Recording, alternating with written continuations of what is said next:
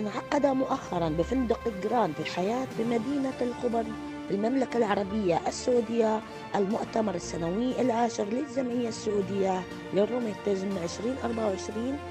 يستمر المؤتمر السنوي العاشر للجمعية السعودية للروماتيزم 2024 في يومه الثاني، حيث عقدت مجموعة من الجلسات التي حوت عدد من المناقشات والمحاضرات التي كانت تسلط الضوء على الحالات الشريرية مع التركيز على التعليم القائم على حل المشكلات والمناقشات التفاعلية من قبل أطباء الروماتيزم المشهورين، وهذه مقتطفات من هذه الجلسات. أسعد الله صباحكم وبسم الله نبدأ. Welcome to the first session of the 10th Saudi Society for Rheumatology. You are certified trainers, and we'll continue to have dermatology for rheumatologists and rheumatology for nurses, and that's among 12 parallel workshops and programs taking place in the next few days. One of the most important aspects of our conference is your participation. Good morning all. Dear attendees, presenters, committee members, chairs, distinguished speakers and guests. On behalf of the Scientific Committee, I'm delighted to welcome you to the 10th Saudi Society of Rheumatology Conference in my hometown, Khobar, where we will foster knowledge sharing, innovation, and striving for excellence through collaboration. The Scientific Committee, I was both honored and humbled to chair, has worked tirelessly to present you a unique opportunity to learn from cutting-edge work being done in the field of rheumatology. And I sincerely thank all of you for your commitment and efforts made in preparing and presenting your innovative and valuable research and findings in this meeting. I would like to extend my gratitude and warm welcome to guest speakers and participants from not only different regions of Saudi Arabia, but also the GCC and all over the world, who have come here to share their outstanding work and their valuable time. The SSR conference is 10 years old, and with all your contribution and support, has established itself as a premier event in the region. And on its 10th year, our taxonomy of lupus assessment, treat to target in lupus, and treat to target and its association with SLE outcomes. And I will start with the first objective focus. The title of my presentation today is Treat to Target. So just allow me a second to share my slide with you. Okay, so we can start. As usual, it's my pleasure to introduce Professor Zahi Toma. He's the Director, Toronto Lupus Program at UHL. He's Associate Professor of Medicine, University of Toronto, Scientist, Schwodier Arthritis Institute, Campbell Research Institute. Okay, please, Dr. It's a satellite, so you will see. Can you connect with Dr. Zahi, please? To make sure you're taking into consideration the risk and benefit associated with the therapy plan between the patient and the medical team, because this will only improve the outcomes. Now I showed you certain construct or items or parameters around the treat to target. But we all know that there is a lot of other parameters that we don't know about or we haven't defined, we haven't yet. This means we need to generate or update the domain that needs to be assessed for lupus, particularly in clinical trials and observational studies. And when I say domain, this means disease activity, quality of life, improving mortality by decreasing it, and increasing or improving health-related quality of life, measuring fatigue, anxiety, and so on. And at this level, there are a number of studies, and this is based particularly on observational studies, but some of it as well already is based also on immunomodulation, immunotherapy as well in the management of lupus. Respond better to anaphrolema as well.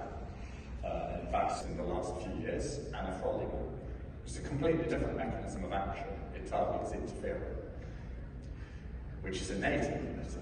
So it may seem that these are, thank you for the introduction, and thank you very much for welcoming me to your conference, my first time in Saudi Arabia, and it's very nice to be here. So I'm going to talk about precision medicine, which people also call stratification. In other words, identifying within a population of patients one group who will do better with a certain therapeutic strategy compared to patients.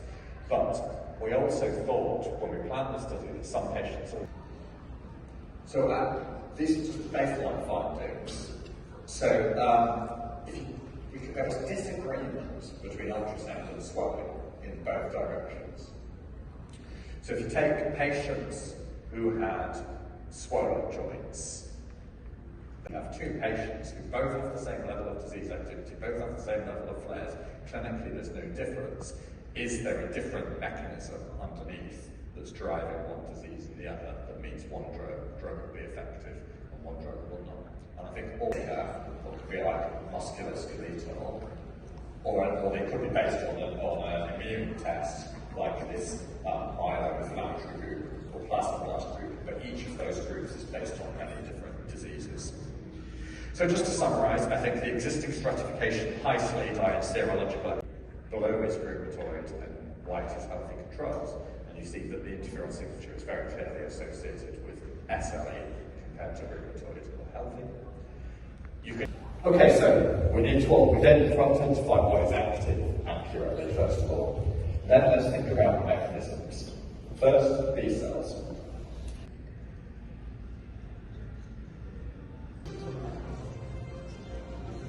Good morning and thank you for having me today.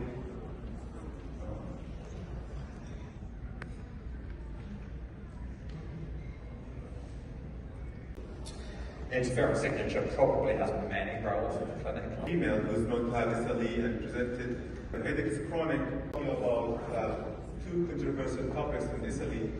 First, lupus headache and whether lupus headache is real or not. And second, therapeutic plasma exchange in patients with SLE and whether we should use it for SLE-related diffuse alveolar hemorrhage. رأي صواب يحتمل خطأ ورأي غير خطأ يحتمل صواب. My viewpoint is accurate and prone to error, and others' opinion are wrong and prone to correctness. Thank you.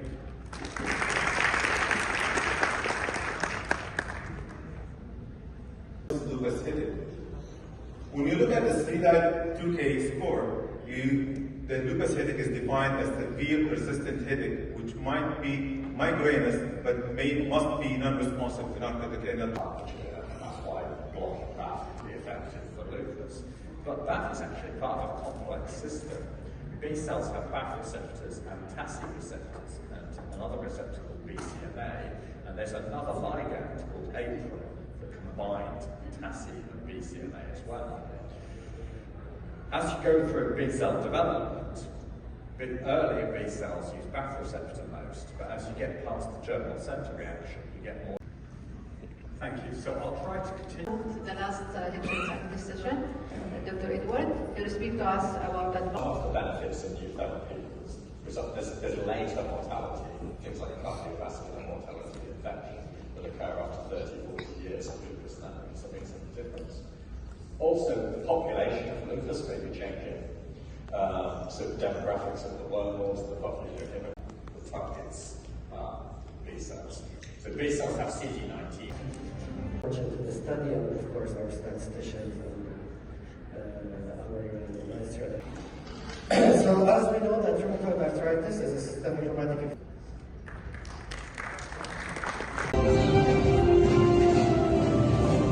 المركز الثاني رغد العزي.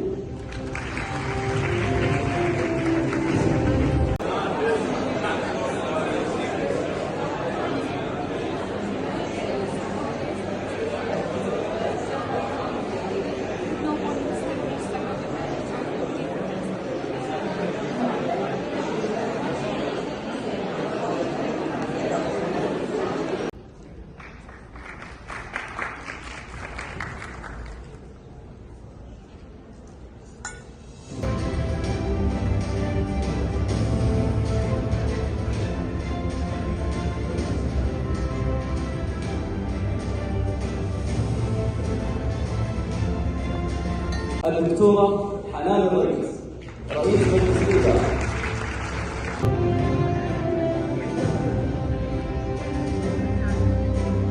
ألف مبروك الفائزين. الدكتورة حنان الرئيس رئيس مجلس الإدارة.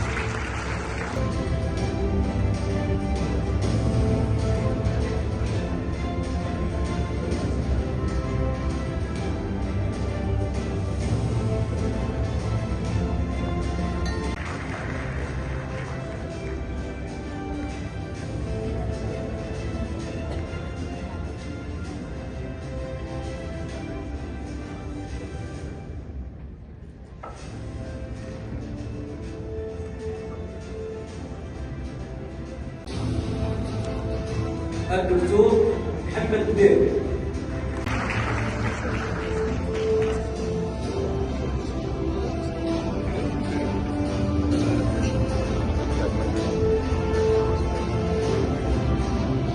الدكتور عبد اللطيف العزي.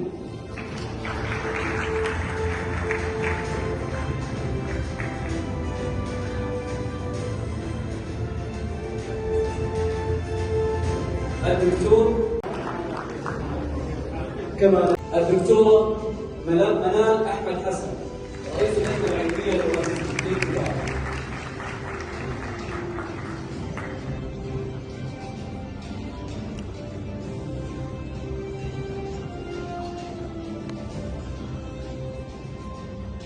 الأستاذ الدكتور سليمان المعيوف رئيس اللجنة العلمية للمؤسسة الصغار.